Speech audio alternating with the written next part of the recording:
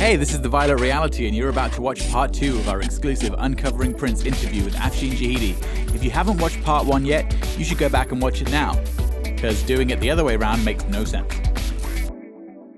So, besides Prince, were there any other band members that you either really loved to work with or loved shooting? Well, each member, as you guys know, of the band had their own personality and their own kind of like, they were either happy to have me take their picture or didn't want to be bothered, but everyone was very, very nice.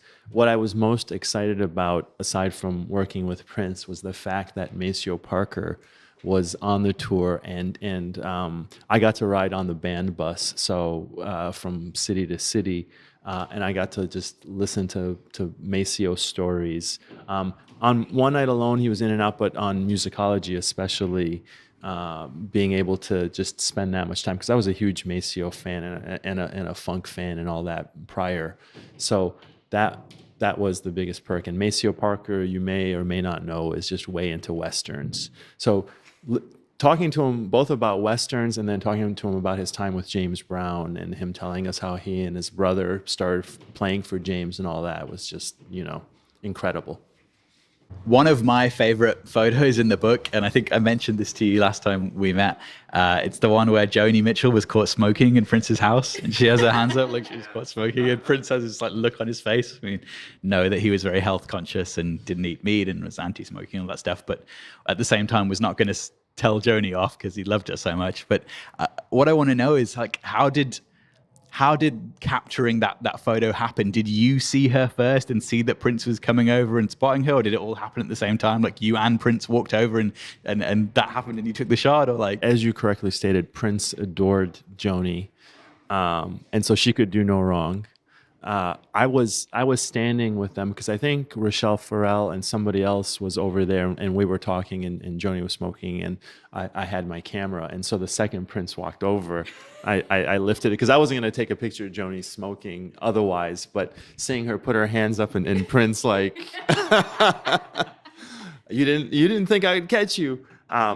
And nobody else could get away with that. There's other people that tried to smoke inside his house, and it was like, no, it didn't matter who they were. Like some A-list actors that I won't name, but they were like, you're out. But yeah, no, Joni couldn't do any wrong. I love that picture too, because it was just such a spontaneous and fun moment. And despite having certain rules and being health conscious, Prince still was, very lighthearted and could enjoy and have a good time. So, in terms of the younger actors and musicians and people that would show up at the parties in LA, obviously there were parties full of A-list people. Was there a clear difference between the people that were just there because they were famous Hollywood A-list people and the people that were very famous but also loved Prince and were really happy to be there? I don't know if there was a visible difference. Of course, Prince's parties became the hottest ticket in town, and he usually had them after certain award shows when everyone was in town. And so they would go after the Oscars or whatever. They would go to the governor's ball or whatever, but Prince was the ultimate destination in the ticket, and it was really hard to get into. So, and like you said, there were some hardcore fans, non-celebrity fans that were there just to absorb the music and be part of it. And I think ultimately that's who those parties were for. And then on top of that, there would be the celebs that would come through. And if they were or weren't Prince fans, by the end of the night they were, because he would play music. And what was really cool about it too, you might hear stories like Matthew McConaughey would get on the bongos, and so it would become this jam session, and these people had opportunities to play with Prince, and how incredible would that be? Yeah, so Matthew McConaughey would be there playing. Maroon 5 showed up. Questlove got on drums one night, so that was really cool. Stevie Wonder was there at a few of them, and he got and played. Alicia Keys. It was really just this really fun, cool jam session. And then, of course, Prince and his band would do their thing too, but they were incredible. I can't remember who told us the story. Somebody told us a story about a 3121 party, I think in LA, where all the stuff was set up, everything was all lavish and as usual, but somebody forgot to send out any invites. Do you remember that? Were you there? Yes. I didn't. So the truth is, I don't know the story behind it. I just remember being at a party and there's hardly anyone there, and I'm like, nobody told me that the invites weren't sent. So yeah, there were hardly anyone there, and then we were told, oh, you know what? Call some friends, call some people, and so that night, some lucky people that typically wouldn't have come, came. Some of those parties we held, it was a dual purpose. It was both a party, but I was also filming a movie with Prince. And so people that came to the party ended up becoming our background people, extras in the movie, unbeknownst to them. I don't think anyone minded because there was still amazing music and food and whatnot. But that reminds me, he did a couple shows in Miami at a small club, and I flew in, and this is a lesson I learned. I flew in, I checked my bag with my cameras because I'm like, oh, it's a direct flight. There shouldn't be any issue. Well, my bags didn't show up with my cameras. It was a weekend. I didn't know what to do. I called one of a wire service editor that I knew, and I said, I'm in Miami. Prince is doing a show tonight. I have no cameras. And she connected me with a local rental house. They came in, opened up, so I got the cameras. The funny part is so once I got that, I'm like, okay, cool. Then I was on the beach. I'm like, I have a few hours to just get some sun and enjoy myself. And there was a plane going by, and I don't know if they have this here, but in Miami, at Miami Beach at least, they have these little planes, and they have these streamers that have different ads for like, come to this bar tonight or this show. Well, they had one for Prince, but they had the wrong dates. So as I'm laying on the beach, I see the wrong date fly by, and I call somebody in the camp. I'm like, yo, there's a plane up there that has the wrong dates. And they're like, okay, we're on it. And then I hung up, and then watched, like 5 minutes later, I saw that plane take off and leave. Speaking of 3121 and the parties, at what point did you know, kind of, I guess, Musicology tour kind of wraps up in what, like late 2004, something like that, and then by the time early 2006 rolls around, the whole 3121 album's done, everything's recorded. So it's, I guess, throughout 2005 is when Prince gets the house in LA, moves everything there. He starts doing the album, starts like filming stuff around there. When did you find out that, okay, we're going to LA, we're probably going to be there for a while, and that's where the base is going to be? We're not going to be based at Paisley for a while. I moved to LA in 2004. I remember going to Prince. I was somewhat nervous. It was the right move for our family because I was in LA working a lot. The weather was better, a lot of reasons. But I remember, telling my wife, "Oh, I gotta let Prince know that we're moving." And I was nervous about that. And I went and I told him, and he shook his head and he laughed. He's like, "Oh man, you're gonna miss out on so much stuff." And I went home. I'm like, "Are we doing the right thing?" But we moved anyway because that's what we were doing. And literally, I realized Prince was just messing with me because a month after we moved, he moved to LA. And, not really moved, but got a house in LA. And then the tour, and then I started working with him again, and 90% of my time was spent with Prince. So then the Musicology happened. The album obviously wasn't called 3120. 3121 was the address of one of the first houses that he started renting and doing these parties, and we started filming this movie.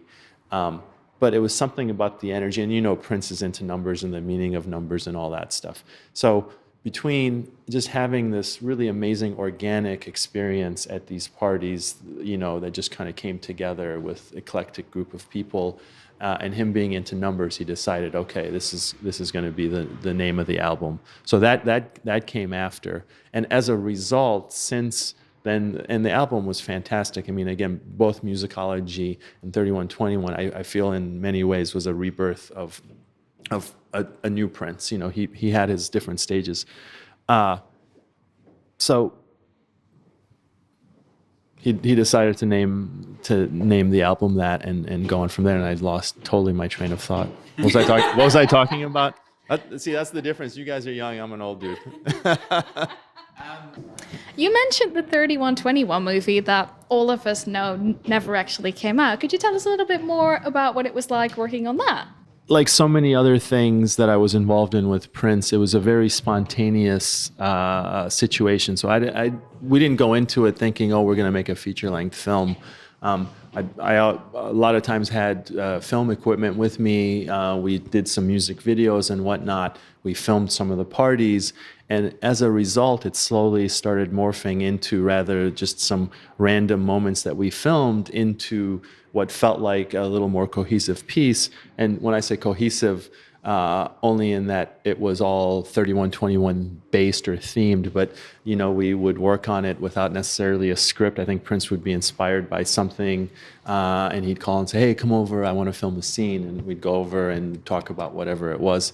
But again, not with no script. He was in Panama and was inspired by the scenery and the beauty, and he'd call me. And again, I wish he'd give me a little more heads up, but he would call me and say, "Hey, come to Panama tomorrow." I thought he meant Florida, but he meant Panama. And so I would fly down to Panama and we'd figure out stuff and we'd film a scene there in Morocco, in Minneapolis, different parts of LA.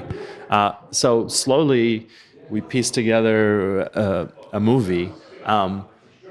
I was there for the majority of it, but not for all of it in terms of the filming. Senna Hamri worked on it, who has done beautiful music videos with Prince, and a few other people collaborated on it. So has a touch of a lot of people. And it was just a fun experience making it. And I think for Prince, a lot of the time, it's not the end product, but it's the experience and the road leading to it. And so for us, that was really enjoyable.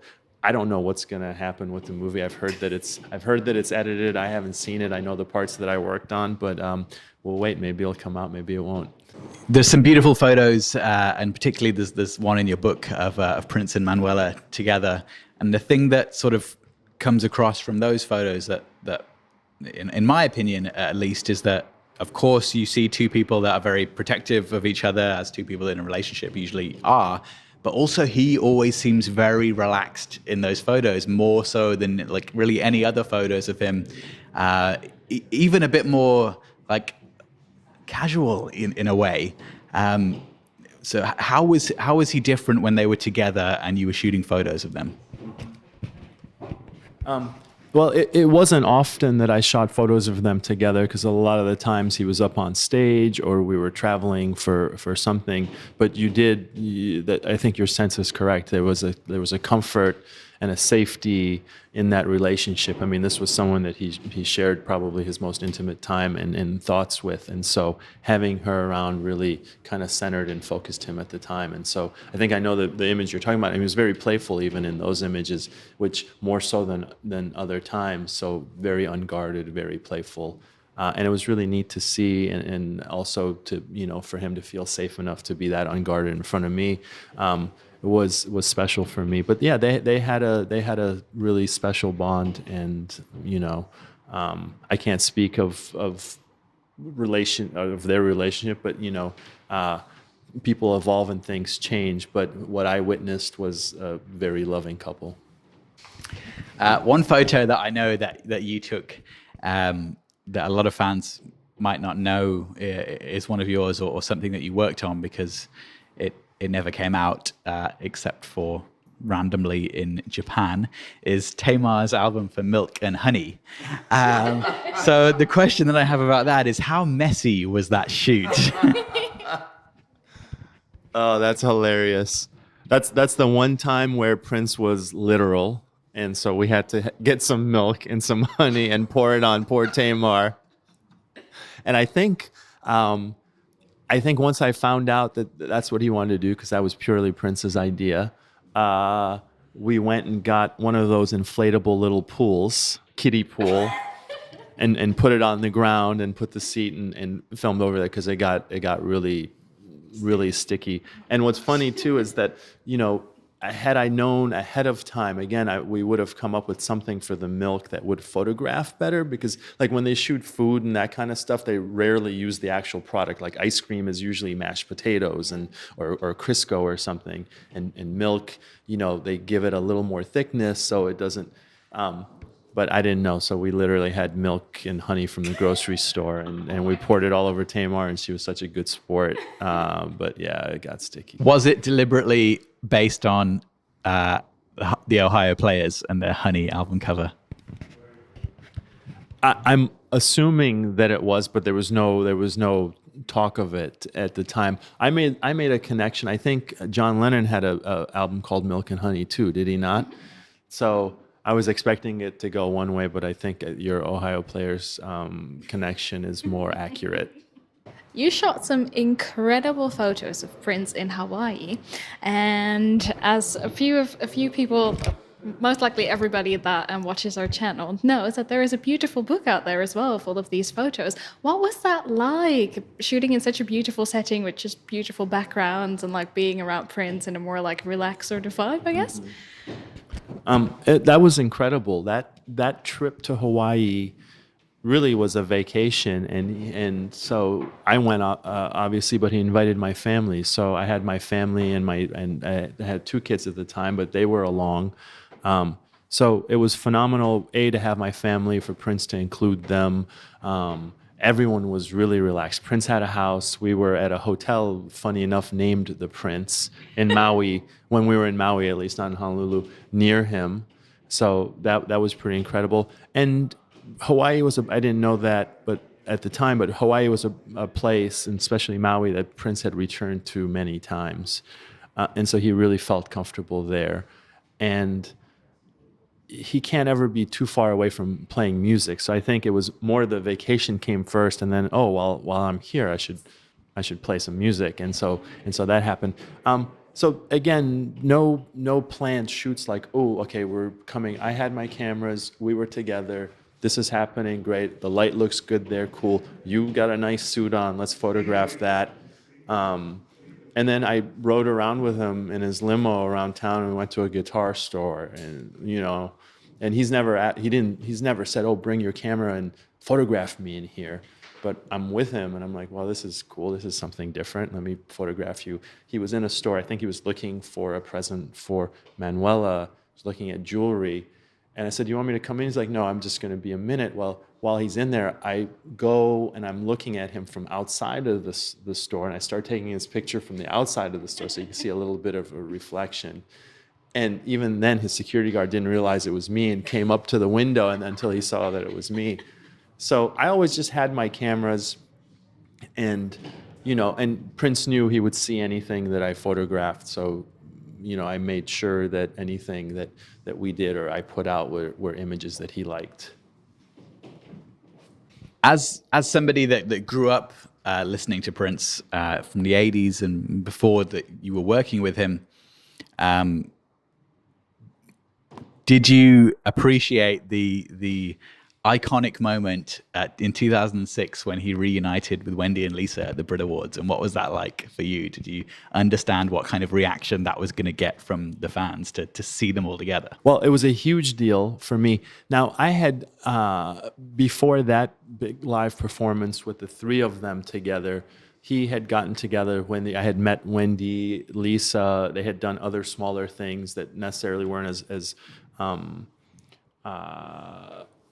well known, but I didn't realize the reaction that people outside would have about. I mean, it was really it was like the Revolution reunion somewhat.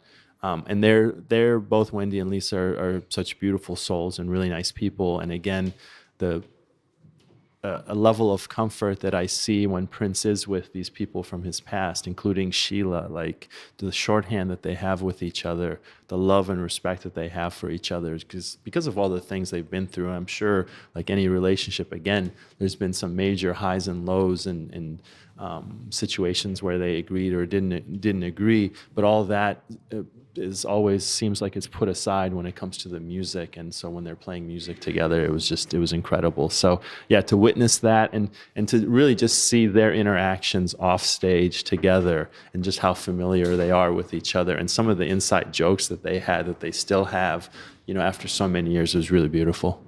What would you say is something that you've really taken away from working with Prince and is something that you still use, like whether it's with your work or in your personal life this day and age? I can clearly say, because it's something that plays into my everyday life. It even played into putting this show together, which is nothing is impossible. There's always a way.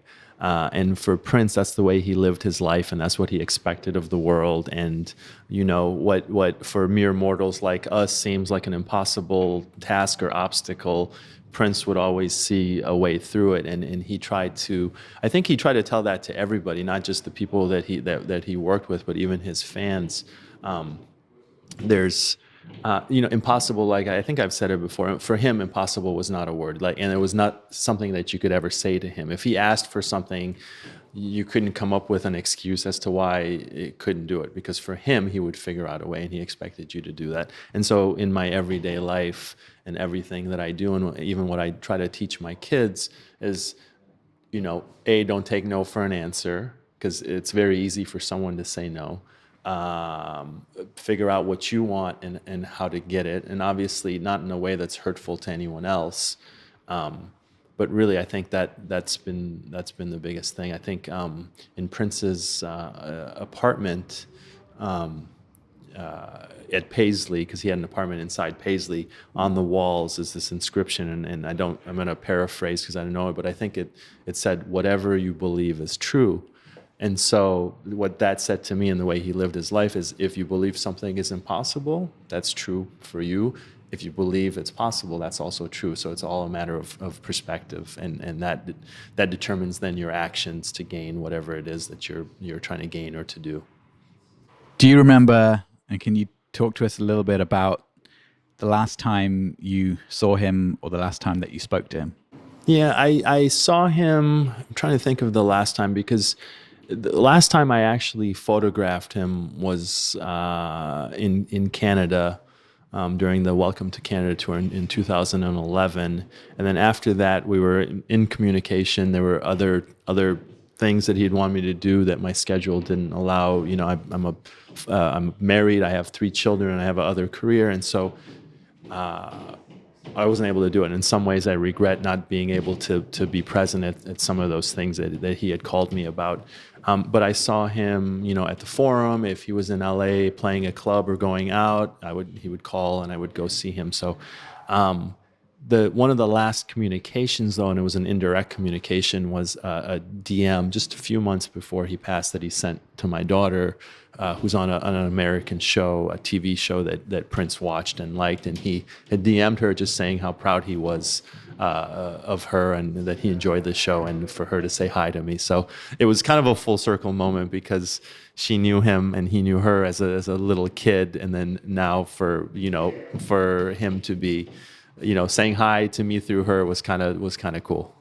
What was the most surprising thing that happened, or that you learned about in the process of not just putting the book together, but it coming out, fans all around the world reading it, looking at it, emailing you, writing you to say how much they enjoyed it? Like, what was there anything that really surprised you about that, or something that you didn't expect to happen from going through that process? For me, the book ended up being, and this was surprising, because after Prince passed, it took me months before I could even open and look at any of the images that I had. I didn't have any immediate plans to make a book, but I did get a lot of emails, mostly emails from fans that knew that I had this collection of images, asking me if I was going to do a book, and I had no plans. But once, I think about 6-7 months after, as I started looking into it and started looking at the images, it became really therapeutic for me, because it was something that I was trying to avoid, and once I got into the process and decided to make the book and sent a proposal to actually a lit agent who I had contacted, because I was going to do the 21 Nights book early on, and my schedule, there was a conflict, and I wasn't able to come to England for that period of time. But I went back to who I had talked to and set up the deal for the 21 Nights with Prince's blessing.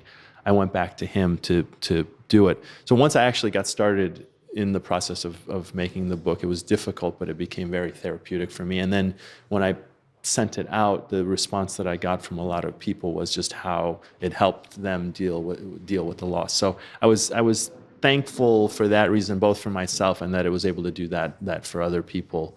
And some people I have heard from still that say they have the book, but they even can't open that book up. In the same sense, it's difficult for me to listen to Prince by myself. If I'm with a group of people and it's a lively party environment, I can do it and it's festive, and I have other people that probably feel the same way. But by myself, I can't get through a Prince song. Finally, do you have a message for all the Prince fans worldwide who will be watching this video? Yeah, I do actually. One of my biggest joys of working with Prince is the beautiful, immense community of people that he's connected me with, and I get emotional when I talk about this. Sorry. Yeah, so it's this worldwide family, and both when he was alive and I was touring the world with him, and I would see familiar faces in every city that we went to, and a lot of them that I would see in this city and in this city and this city, and I'd be like, "What do you guys do for a living?" To just the outpouring of love and support that I've gotten, and again, to meet people like you and hopefully other people that come to the gallery or that I meet just over time, it's this a sense of community of people has been a real blessing. So I thank you all. Thanks, Afshin, for joining us. This has been another episode of Uncovering Prince. Thank you all for watching. Make sure you subscribe to the channel to get all the latest news, updates, and interviews. Hopefully a lot of you watching this will have come to the events. Thank you for watching. If you did come to the shows, thank you so much. Prince, a London private view happening here at the Herrick Gallery. It's been incredible to talk to you, Afshin. Thank you so much. Cheers. Thank you. Hey, St. Paul here. Make sure you go subscribe to the Violet Reality, the funkiest channel on YouTube.